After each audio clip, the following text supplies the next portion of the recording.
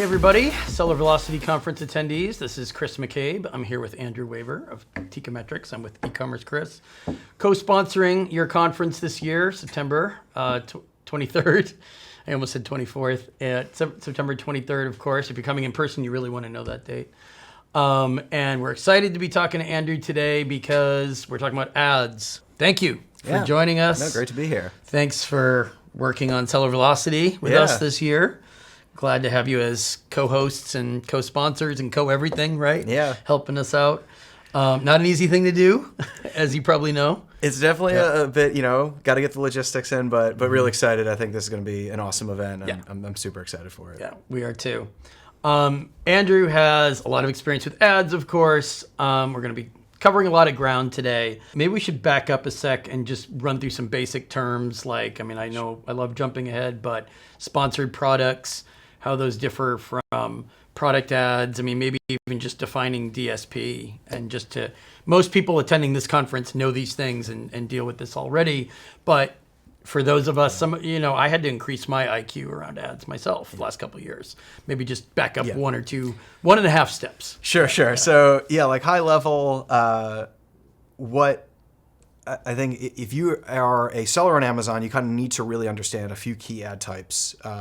And there's more advanced ones that obviously you can kind of grow into. But initially, the bread and butter is going to be sponsored product ads, which are obviously like keyword focused. They're going to show up on the SERP. They're right.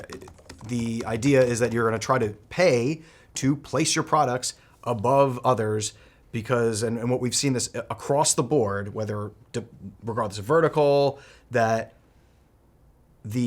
when you look across the top 100,000 search terms on Amazon, and even if you break this down by sub-verticals, et cetera, those top 3 results drive the majority of conversions. At the very minimum, it's a big plurality of conversions.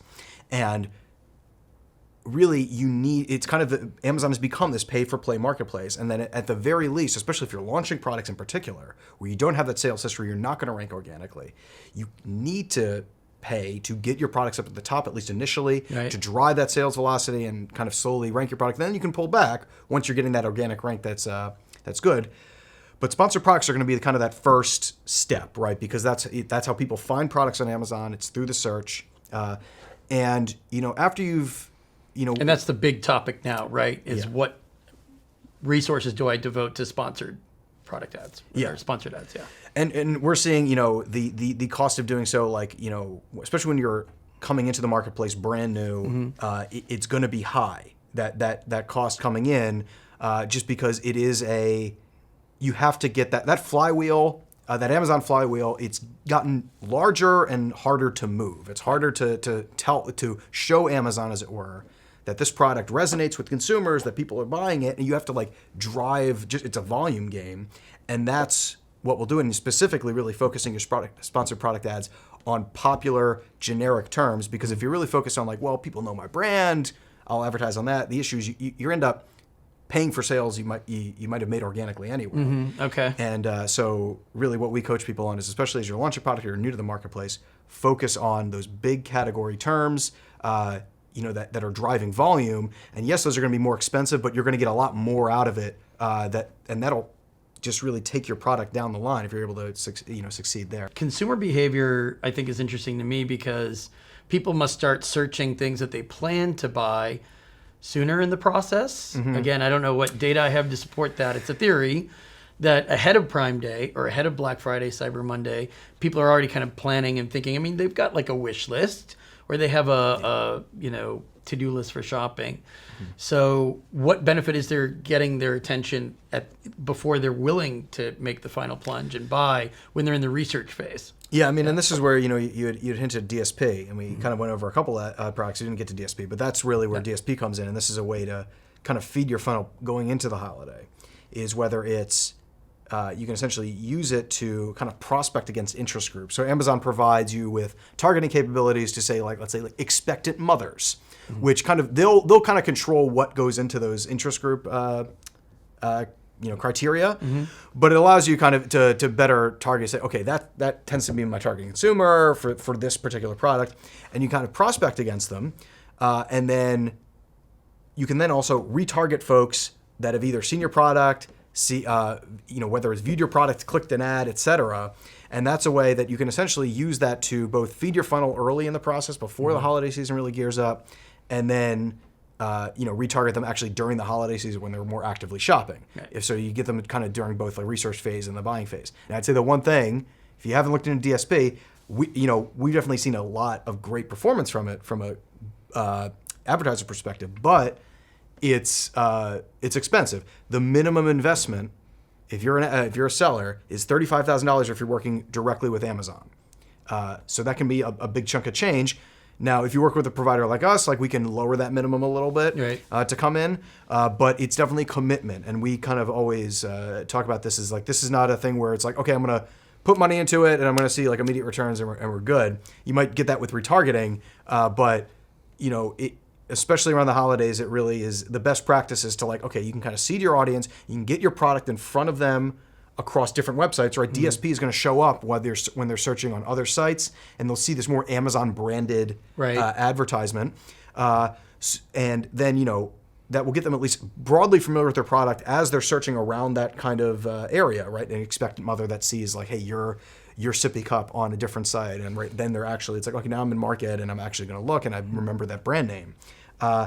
Establishing brand recognition earlier before, in the research phase before they even buy. Yeah. Then when they buy it, they've seen it a couple times. Then they like the product. Maybe they leave a nice review, or they go back and search it again, and that all helps Amazon algorithms, right? So, and there's good research out there, right? That shows a consumer has to see an ad, 4 or 5, or see a product 4, 5, 6 times before they really are okay, that's actually the one I want, or I know their brand name. And this plays into that if you're just, if you're a smaller or independent brand on Amazon, think about, okay, you may have a group of loyal customers, but for you to grow, you got to grow beyond that, and you have to get in front of folks that may be more familiar with a much more national brand, et cetera. So DSP can kind of help you seed that audience, and then you get more people that are open to independent brands, and getting them kind of in market, be okay, I recognize that product, I recognize that brand name, and it's going to put you in a better position. But again, it requires a little bit of advanced planning. You obviously have to budget for it, but that's something really to look into if you haven't already, seeing if that's something that could work for you. In the realm of at least the search part of the advertising, in particular sponsored products, when you're setting, your budget and you're setting particularly your max and the kind of desired ACoS around an ad, right, what we always say is okay, if you set that at a level where you say that's the profit margin I want, given the stage of the product, if it's a new product, right, that margin may be very tight, but if it's a mature product, that margin may be much larger. Once you set that, you want to have the ability to bid and get that sale every single time that happens, because if that's where I want it. So especially during the holiday season where that volume is going to be really, really high, being able to uncap your budget to say, if I can get that sale at this margin that I'm looking for consistently, I want to just do it every time. Yeah. It's going to put you in a better position, because what you don't want is, let's say the holiday season on Amazon is a wild success, right? Traffic's up, dozens of percentage points year over year.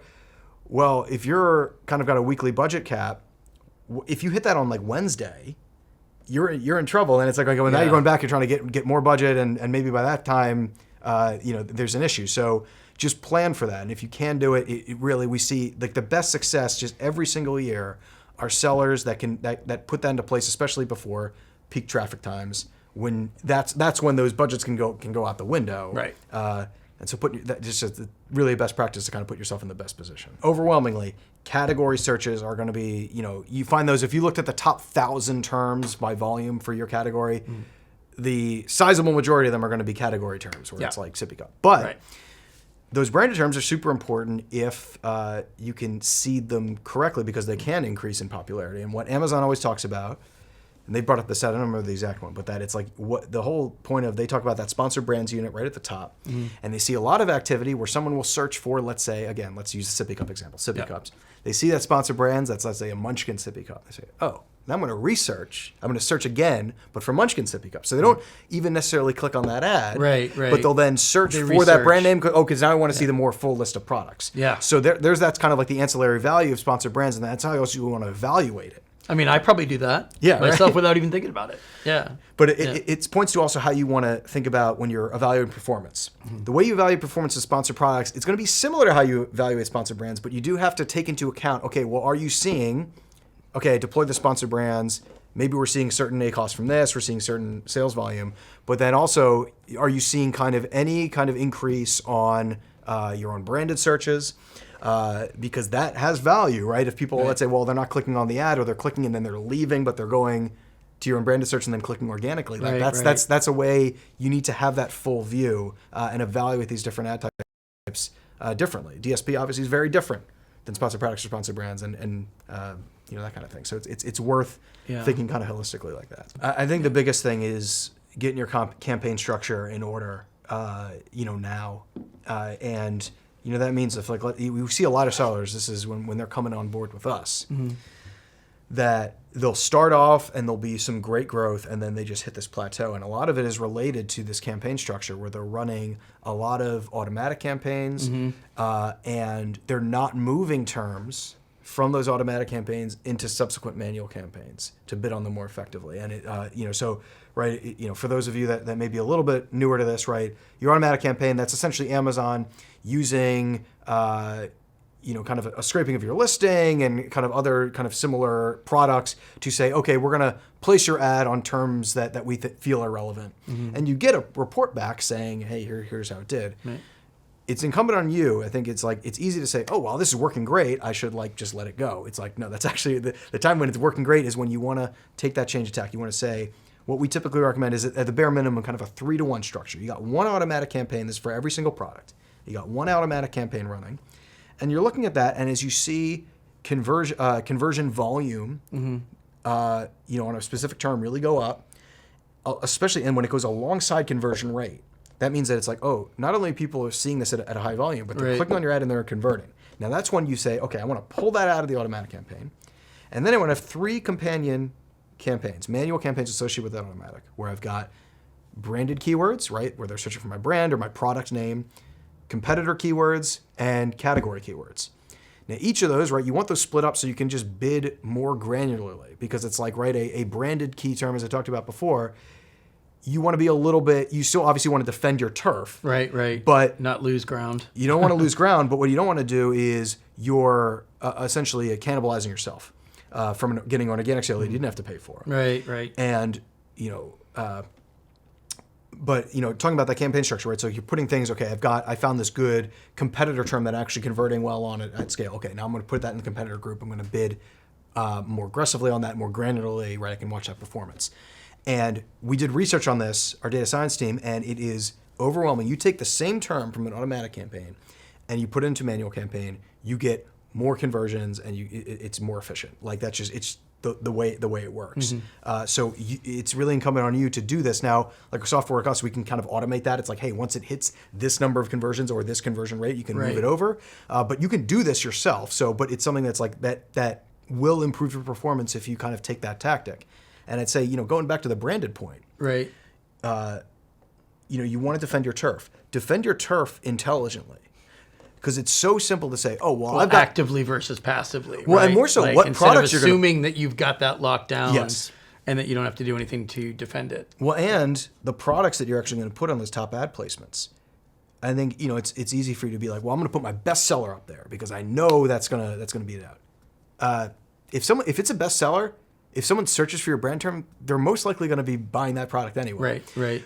Think about That's putting the cannibalizing. Yeah, right. Yeah. Think about putting whether it's newer products, so you can drive that sales volume on like loyal customers that are searching for your brand name, or higher margin products. Like, okay, well, our base model typically is our most popular. Let's put like our highest end model first with the sponsored products or sponsored brand placement and try to get conversions there.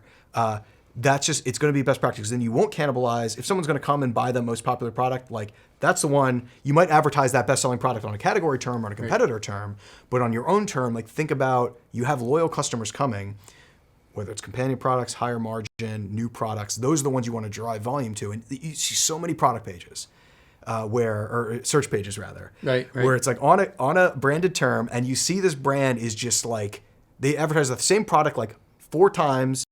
Like they've got it once in the sponsored brands, they got it once in the sponsored products, they got it once in like it's So this is something that like you as a seller can execute on pretty quickly, and you're going to be far ahead of like a lot of sellers. These are even like pretty big names that do these kind of tactics because it's like, well, the ACoS looks great.